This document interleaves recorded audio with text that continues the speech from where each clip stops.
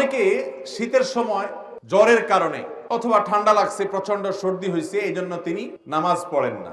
এখন কথা হলো যে আমার শীতের মৌসুমে জ্বর বা ঠান্ডা এমন ভাবে লাগছে যে আমি ওযু করতে গেলে অসুস্থ হয়ে যাব, তাহলে তার জন্য নামাজ মাফ কিনা? উত্তর হলো নামাজ মাফ না। তিনি প্রয়োজনে পানি গরম করে ওযু করবেন। পানি গরম করে ওযু করে এই প্রশ্নের উত্তরটি সম্পূর্ণ দেখবেন, এতে করে আপনি বিষয়টি ভালোভাবে বুঝতে পারবেন।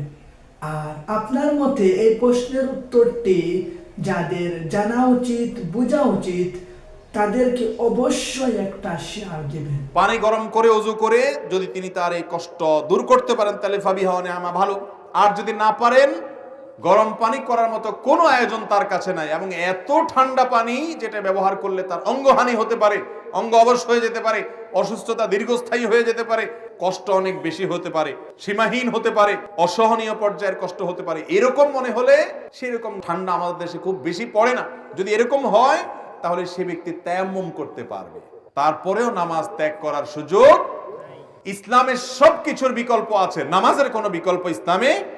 আপনি সফরে আছেন, রমজানের রোজা রাখতে পারছেন না, অসুস্থ হয়েছেন, রোজা রাখতে পারছেন না, অসুবিধা নেই, অন্য সময় রেখে দিলে চলবে। নামাজের মধ্যে এটা চলবে? অসুস্থ আছেন আপনি, নামাজ অন্য সময় পড়লে হবে না, ওই অবস্থাতেই পড়তে হবে। দাঁড়ায় না পারলে বসে পড়বেন, বসে না পারলে শুয়ে পড়বেন।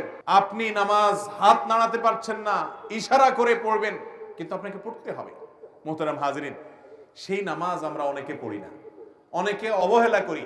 ইসলামের নামাজের চাইতে গুরুত্বপূর্ণ কোনো আমল আর নাই। আপনি অন্য কোনো আমল করেন বা না করেন, নামাজ না পড়ার কোনো সুযোগ। আল্লাহ তাআলা আমাদেরকে বুঝার তৌফিক দান করুন।